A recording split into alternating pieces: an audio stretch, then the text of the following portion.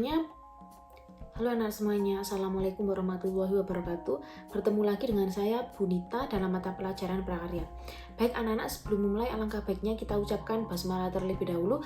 Bismillahirrohmanirrohim. Anak-anak, untuk pertemuan kali ini kita akan membahas tentang teknologi informasi dan komunikasi atau TIK. Sekarang kita akan ke aspek rekayasa, yaitu tentang TIK. Baik anak-anak, langsung saja. Anak-anak, teknologi informasi dan komunikasi ini adalah payung besar terminologi yang mencakup seluruh peralatan teknis untuk memproses dan menyampaikan informasi. TIK mencakup dua aspek, yaitu teknologi informasi dan teknologi komunikasi.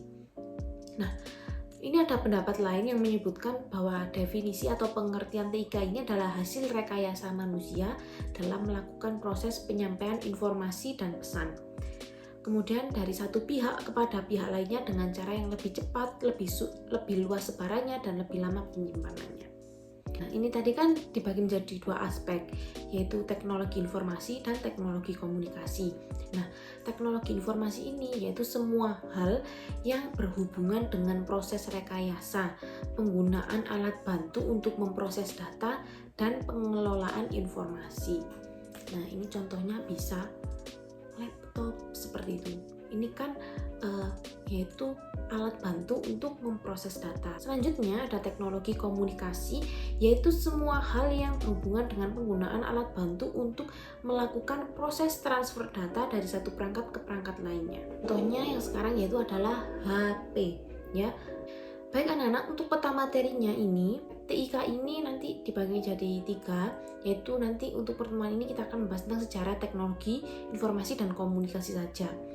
Baik anak-anak, nah sejarah TIK ini, pada zaman prasejarah, TIK yang dilakukan manusia berfungsi sebagai sistem untuk pengenalan bentuk-bentuk yang manusia kenal.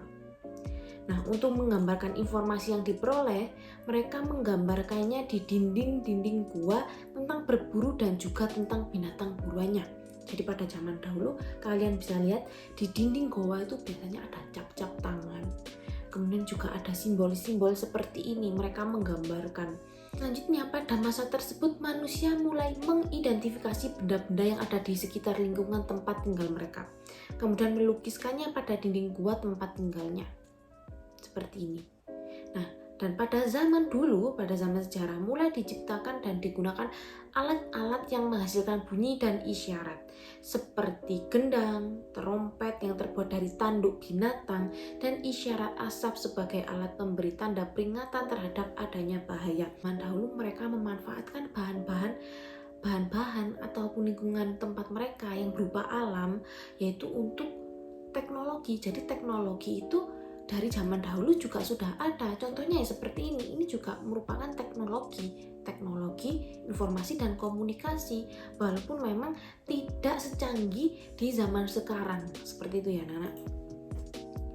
Nah, sejarah TIK ini dibagi menjadi 4, yaitu 3000 sebelum Masehi, 2900 tahun sebelum Masehi, 500 tahun sebelum Masehi, dan 105 tahun sebelum Masehi.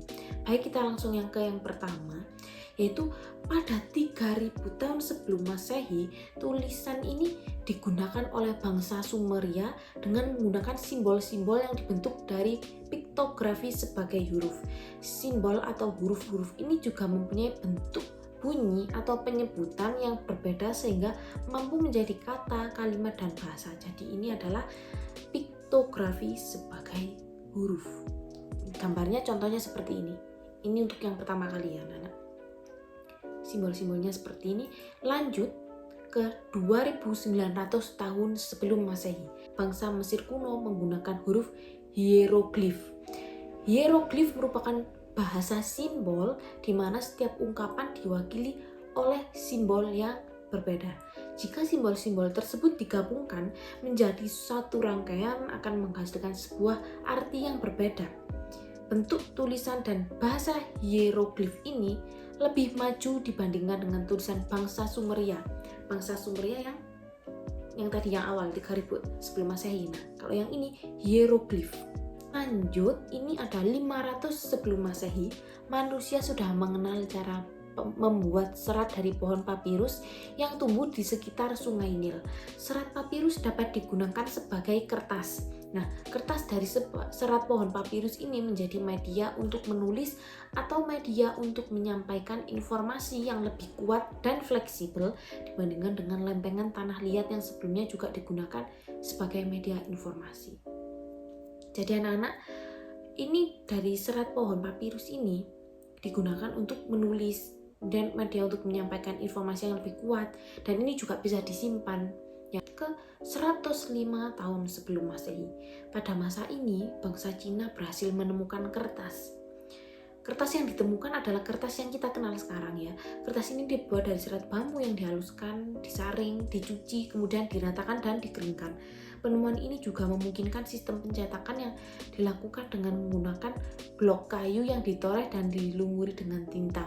Sistem ini sekarang dikenal dengan istilah sistem cap. Seperti itu. Perkembangan yang sangat pesat ya, dari 3000 sebelum Masehi sampai 105 tahun sebelum Masehi ini perkembangannya juga pesat. Ini kita sudah mempelajari tentang sejarah TIK. Baik anak-anak, saya akhiri sampai sini terlebih dahulu. Alhamdulillahirabbil alamin. Wassalamualaikum warahmatullahi wabarakatuh.